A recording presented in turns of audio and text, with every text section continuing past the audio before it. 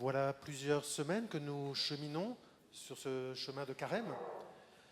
Nous avions même aussi commencé ce chemin de pèlerinage pour l'année sainte depuis décembre, quasiment le mois de janvier, avec Pèlerin d'espérance, qui est notre thème d'année et qui accompagne donc tout notre chemin, y compris de carême. Nous avions commencé quasiment donc au moment des cendres par cette idée qu'il y avait eu juste avant la tentation au désert, le baptême du Christ. Et lors de ce baptême du Christ, il y avait eu déjà une manifestation de Dieu, on appelle une théophanie, comme celle que nous avons entendue dans la première lecture, avec le buisson ardent. Et c'est assez rare dans la Bible que Dieu se révèle, se manifeste aux hommes, souvent par une voix puissante, par des nuées. Eh bien, au moment du baptême du Christ, une voix se fait entendre, « Celui-ci est mon Fils bien-aimé, en lui j'ai mis toute ma joie ». Et juste après cette théophanie, cette manifestation de Dieu, on nous dit que, poussé par l'Esprit Saint, Jésus alla au désert. Il rentra au désert pendant 40 jours où il fut tenté par le diable. Et il va avoir faim, il va être soumis d'une certaine manière à son humanité, à sa part de faiblesse humaine que nous partageons tous. Et à chaque fois, c'est comme s'il y avait ce contraste entre, d'un côté, la manifestation de la gloire de Dieu, de la divinité de Jésus, celui-ci est mon Fils, et juste après, la manifestation aussi des limites de Jésus. Il peut avoir faim, il peut avoir soif, il est comme nous, un vrai homme.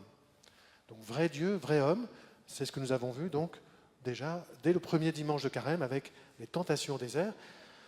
Et nous avions vu que ce qui peut permettre à Jésus, mais aussi nous permettre, chrétiens, pèlerins, de cheminer, de résister à la tentation, c'est la persévérance, la maîtrise de soi. Et la confiance aussi. La confiance en Dieu, la confiance en soi, autant d'éléments qui vont nous permettre de cheminer, de ne pas céder aux tentations, mais aussi au désespoir, au découragement. La semaine dernière, nous avions, là encore, entendu un récit de théophanie, une manifestation de Dieu au moment de la transfiguration. Jésus emmène 2 de ses disciples, Jacques et Jean, Pierre. Il va donc sur le sommet d'une montagne et là, ses vêtements deviennent blancs comme la neige, il devient transfiguré. Une voix se fait entendre, « Celui-ci est mon Fils bien-aimé, écoutez-le ». Mais juste après, voilà que aujourd'hui, nous avons entendu dans l'Évangile qu'un accident a eu lieu à Jérusalem, une tour s'est effondrée, alors même que Jésus était présent, près de Jérusalem, qu'il aurait peut-être pu intervenir, eh bien, malheureusement, le malheur s'est abattu sur ces personnes. Elles sont mortes alors que le Fils de Dieu était présent peut-être à quelques centaines de mètres, quelques kilomètres. Et donc, là encore, il y a comme un contraste entre la manifestation de la divinité de Jésus et quelque temps après, apparemment en tout cas, Jésus n'est pas intervenu. En creux, je dirais que apparaissent les limites de l'action de Jésus, de l'action de Dieu dans le monde. Et donc là encore, on se retrouve avec cette tension, je dirais, entre croire en Jésus qui est Fils de Dieu, tout puissant d'une certaine manière, mais aussi humain, avec ses limites. Et cette fois-ci, il y a 2 éléments qui vont peut-être nous aider à cheminer, là encore, avec donc la persévérance, le courage, la maîtrise de soi, la confiance, 2 éléments qui font partie des vertus cardinales, ce qu'on appelle. Alors, les vertus cardinales, ça fait partie de la tradition de l'Église. Ce sont des vertus importantes, 4, sur lesquelles nous pouvons nous appuyer, nous orienter. Alors, en espérant que parmi nous, il y a des personnes qui ont lu attentivement l'éditorial de la feuille paroissiale cette semaine, qui va pouvoir me dire quelles sont les 4 vertus cardinales dans notre Église, notre Sainte Église, notre Sainte Tradition? Pas tous en même temps. Alors, la force, c'est ça? Ouh là là, attendez, pas tous en même temps. Non, là pour le coup, pas tous en même temps. Alors, attendez. Donc on a dit le courage, je crois qu'il y a le courage, non? La tempérance, en tout cas, ça c'est sûr, ça c'est vrai. La justice, très bien. La force, la patience, oui. La prudence, c'est à peu pareil. Prudence, patience, tempérance, d'accord. Et le dernier, il en manque un quand même. Hein. J'entends devant moi, oui. Non? Non? Ça commence par un J pour vous aider. Là. La justice, merci. Ok. La justice. Donc, on y était presque. Je nous invite donc à l'occasion à réviser un tout petit peu nos classiques, si on veut bien, donc à réviser nos 4 vertus donc, cardinales, pardon. Donc le courage, il me semble, la justice, à la fin, je dirais, et au milieu, la tempérance et la patience. Alors, d'une certaine manière, il me semble que le courage, c'est une vertu qui se voit, qui est assez manifeste, qu'on peut illustrer de plusieurs manières. On avait parlé par exemple des aventuriers qui allaient jusqu'en Antarctique pour traverser les océans. Certainement, il faut du courage et on peut certainement faire des films entiers sur le courage que manifestent des hommes ou des femmes. Pour la justice, là encore, il y a de nombreux films qui montrent le combat d'hommes et de femmes pour la justice, et c'est bien normal. Donc, par exemple, on avait parlé de Franz Stock, qui à l'époque, en tout cas, aidait comme il pouvait les prisonniers à la fois français, mais plus tard allemands, bref. Au-delà parfois de la justice des hommes, il était capable de discerner aussi ce qui était bon pour les uns et pour les autres. Donc le courage et la justice, ce sont 2 vertus, je dirais, qu'il est assez facile de mettre en évidence, d'illustrer même, et d'imaginer. Par contre, les 2, j'allais dire, petites vertus qui sont au milieu, la tempérance et la patience, oui, elles sont, ou la prudence, pardon, c'est même la prudence, plus précisément, elles sont plus difficiles donc à représenter, peut-être même à s'imaginer. En effet, souvent, c'est par défaut qu'on applique ces vertus. C'est parce que, par exemple, pour la tempérance, je me suis retenu de ne pas m'emporter, je me suis retenu de ne pas me mettre en colère, de ne pas m'impatienter, que je fais preuve de tempérance. Mais ça ne se voit pas. C'est en creux. C'est même personnel. Moi, je sais bien que je me suis retenu de m'emporter. Mais c'est par défaut. Et donc tempérance, la prudence également, c'est parfois ne pas faire des choses. C'est ne pas prendre le risque de... Et ça encore, ça ne se voit pas beaucoup. Donc, ce n'est pas si facile d'illustrer, de s'imaginer, etc. Alors, je prendrai quand même un exemple, enraciné peut-être dans nos expériences ou dans nos vies. Pour ce qui est donc de la prudence, oui, prenons l'exemple dans les rapports parents-grands-jeunes, par exemple, adolescents.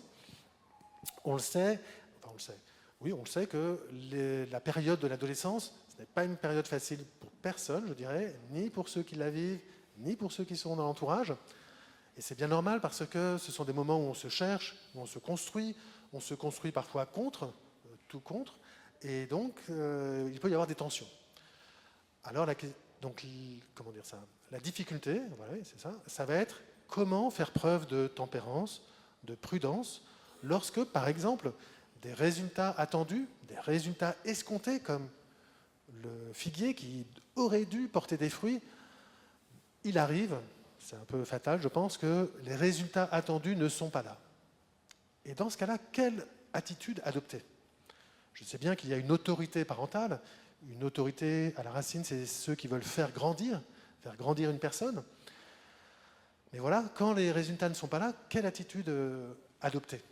Alors, il y a une formule qui dit que l'amour, certainement, c'est la première attitude à avoir, la bienveillance, mais il y a l'exigence également, qui est nécessaire. Et comment combiner ces 2 éléments ? Alors, on pourrait dire, s'il n'y avait que l'amour sans exigence, un peu difficile à dire, dans ce cas-là, on peut penser que c'est un amour qui est bon, qui est généreux, mais qui ne fait pas grandir, peut-être, justement.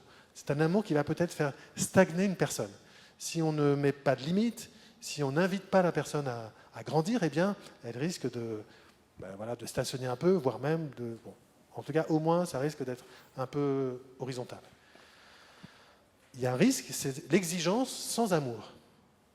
Et ça, malheureusement, ça peut avoir des conséquences assez graves, notamment dans les évangiles. On sait que la loi, les exigences qui ont été portées sur Jésus, l'ont mené même jusqu'à la mort. Donc, il faut être vraiment prudent avec l'exigence sans amour. Et là encore, malheureusement, l'actualité de ces dernières semaines nous a montré également que parfois, dans des établissements scolaires, on se permet d'être exigeant sans amour et que cela peut vraiment détruire des vies entières. Donc, le 3e élément, qui est la combinaison des 2, c'est l'amour exigeant qui, lui, va faire grandir, dans le meilleur des cas. Mais on voit bien que c'est un équilibre entre un amour sans exigence, qui stagne, à la limite, il vaut mieux encore choisir ça, plutôt que l'exigence sans amour qui peut mener à la mort. Et donc, entre les 2, c'est cette ligne de crête, un amour exigeant. Et la prudence, justement, c'est d'être capable de discerner. La racine grecque, ou la racine, phronésis, nous parle plutôt de quelque chose qui est de l'ordre de la sagesse, du discernement, d'être capable de repérer toute la complexité d'une situation. Avoir un jugement prudent, c'est avoir un jugement qui va élargir son regard, non seulement au rapport interpersonnel, on le sait bien parfois qu'ils sont riches d'une longue histoire, un long passé, et ce n'est pas toujours facile de faire le tri entre tous ces liens qui se sont tissés avec l'histoire, mais si l'on élargit son regard, alors on sera prudent dans les paroles, prudent dans les attitudes, parce que l'on sait que il y a des choses qui parfois nous dépassent, et il vaut même parfois prendre le temps, d'interroger, j'allais dire d'enquêter, entre guillemets, pour demander, mais est-ce que tout va bien?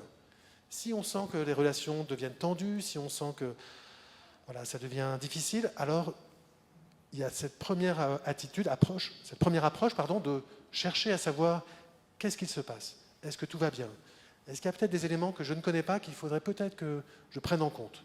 C'est ça la prudence de la sagesse qu'on nous propose dans ces 4 vertus cardinales. C'est ça. Et en plus, elles s'appliquent les unes aux autres. Il faut être à la fois courageux, il faut être à la fois juste, tempérant bien sûr, mais aujourd'hui en tout cas, nous pouvons mettre peut-être l'accent sur cette vertu que nous pouvons essayer de développer en demandant au Seigneur de recevoir cette vertu de patience, de prudence, pour que nous continuions à cheminer. Il nous reste encore 3 dimanches de carême. Donc j'aurai l'occasion éventuellement de nous réinterroger sur les premières étapes, je compte sur vous, mais nous aurons aussi l'occasion de creuser et d'approfondir d'autres vertus qui pourront nous aider à cheminer jusqu'à Pâques. Je vous invite à finir par une prière, je vous invite à vous lever.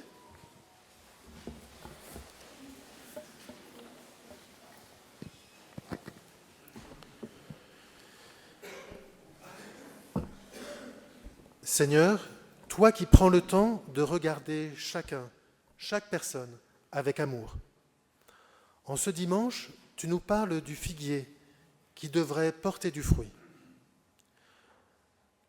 Nous te demandons ton aide. Aide-nous à être prudents, comme toi, à réfléchir, à peser le pour et le contre, avant de prendre une décision. Donne-nous aussi la tempérance, pour ne pas nous laisser emporter par nos colères, nos peurs, nos envies. Apprends-nous à rester calmes, confiants, patients, à garder le contrôle de nos émotions. Comme le vigneron de la parabole, donne-nous la force de prendre soin de nos cœurs, prendre soin de celles et ceux qui nous entourent. Que ta parole nous donne ta force, que la prière nourrisse notre quotidien, pour que nous portions de beaux fruits, la joie, la paix, la bonté. Nous voulons être comme des arbres qui donnent de l'ombre et des fruits à ceux qui en ont besoin. Aide-nous à ne pas rester les bras croisés, mais à agir concrètement, à faire le bien autour de nous. Seigneur, tu es toujours là, auprès de nous. Aide-nous à croire en toi et en nous, à ne pas baisser les bras. Nous te le demandons par Jésus le Christ, notre Seigneur.